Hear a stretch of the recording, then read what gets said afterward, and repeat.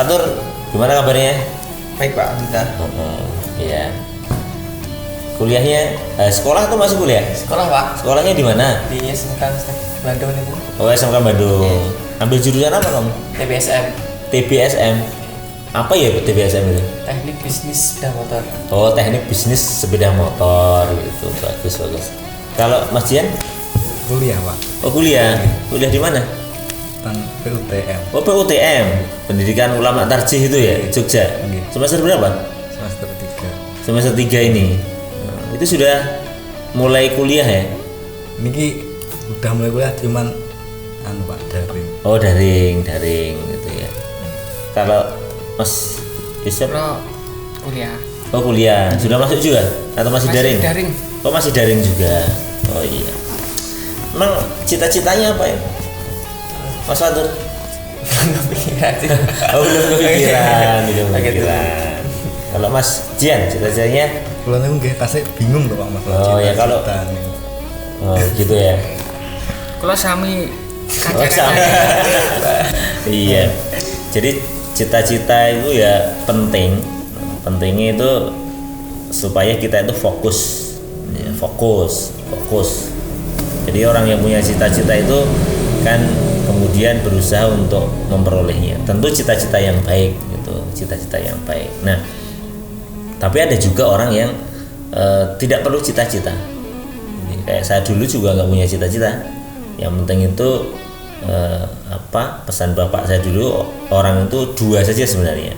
Ketika berilmu, artinya sekolah gitu kan, berpendidikan, kemudian ngerti ilmu agama, insya Allah dimanapun, apapun profesinya, nah dia itu menjadi sukses gitu, sukses. Nah, sebenarnya sekolah itu harus punya, kenapa punya cita-cita yang bagus itu? Karena kita itu kan ukhrijat linnas kan, ta'muruna bil ma'ruf wa tanhauna 'anil munkar. Nah, ma'ruf itu bukan hanya ceramah di atas mimbar, tapi bagaimana kita itu mengelola dunia ini sebagai khalifatullah fil ardi. Nah, Rasulullah dulu itu ketika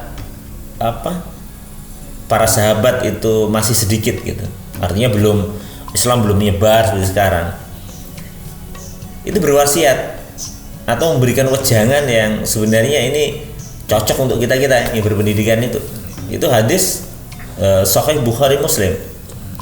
Rasulullah bersabda, alimu auladakum ar-rimayah was-sibah.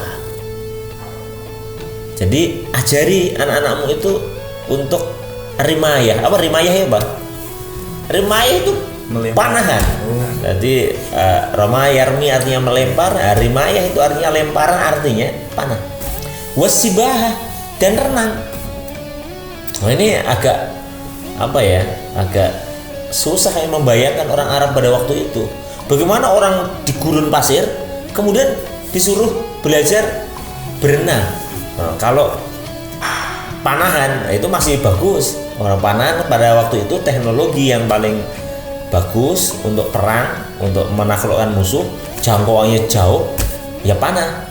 Ketika bidikan panahnya bagus, orang kemudian bisa memanah dengan jarak yang cukup panjang, itu bagus, artinya bisa menang perang gitu kan, bisa menang perang. Tapi kalau nggak bisa, wah ya sudah kalah, nanti kan harus dekat itu perang. Nah, itu artinya apa? Artinya Rasulullah itu punya visi yang jauh ke depan, dan itu terbukti. Itu Tariq bin Ziyad itu nyebrang ke Andalusia, iya kan? Nyebrang ke Spanyol. Nah, bagaimana untuk nyebrang ke laut itu? Ilmu apa yang dibutuhkan? Pertama harus punya perahu.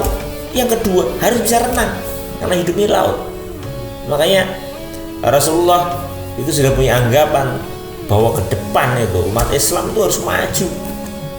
Makanya sebenarnya yang bunyi HP-nya siapa?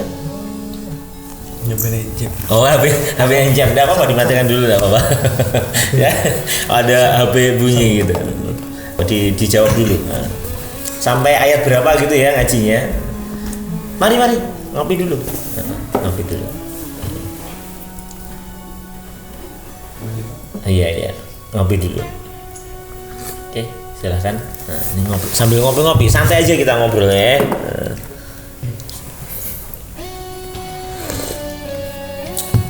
Jadi begitu, itu zaman Muawiyah itu Islam itu perang di Laut Mediterania ini. Oh, bayangkan di Sasania itu, Sasanid itu, dia punya galangan kapal yang cukup besar di sana umat Islam itu. Dan itu adalah visi Rasulullah. Coba kalau orang tidak punya visi ke depan, susah. Jadi Rasulullah pada waktu itu membayangkan Islam nanti akan sampai ke Indonesia, sampai ke kita. Orang Islam Indonesia nanti itu akan haji. Pakai apa?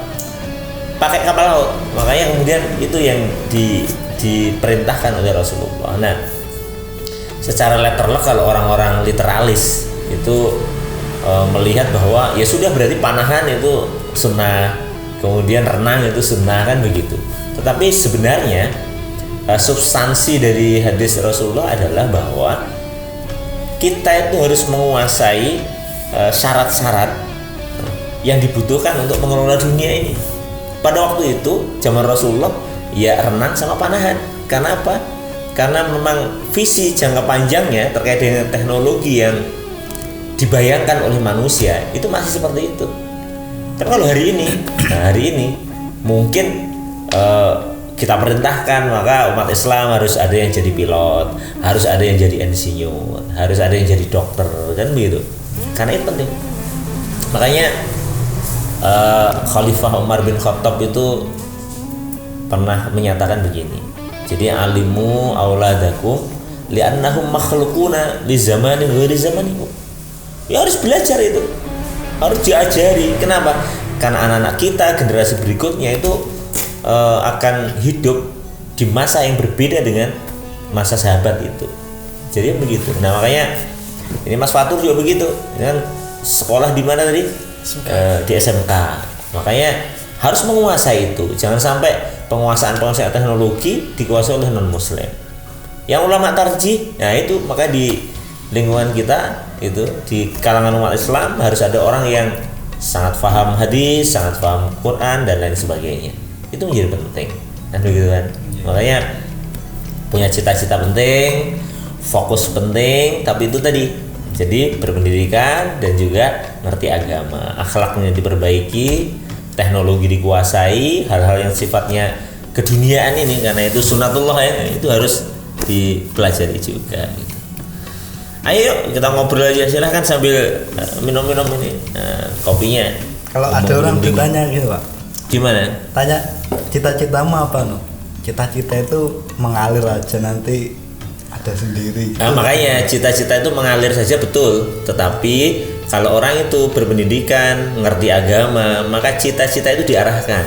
Mengalirnya sandal, ini yang penting ya. Mengalirnya sandal di sungai karena banjir, itu tentu berbeda dengan hanyutnya orang di sungai. Kalau dia orang hanyut di sungai, dia punya kecerdasan, punya naluri untuk mempertahankan diri, untuk bisa hidup. Apalagi kalau dia punya tadi as-sibah, bisa renang gitu kan, maka dia menerapkan ilmunya untuk menyelamatkan hidupnya. Tapi kalau sendal ini, nah makanya hati-hati dengan konsep hidup ini mengalir saja. Jadi mengalirnya sebuah benda atau hanyutnya sebuah benda di sungai umpamanya dalam aliran tertentu itu sangat berbeda dengan bagaimana kita hanyut di dunia ini.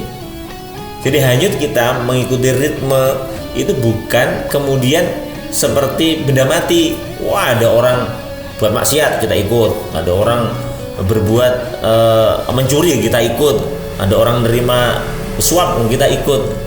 Bukan seperti itu. Mengalir dalam arti itu diarahkan pada dua hal tadi. Ketika pendidikan kita mengarahkan pada kita sikap hidupnya baik, kemudian agama mengarahkan kita juga bagaimana selamat di dunia akhirat. Insya Allah mengalir kita di dunia ini dalam aliran yang benar itu, karena dalam jalan kebenaran. Begitu mestinya ya. Nah, iya.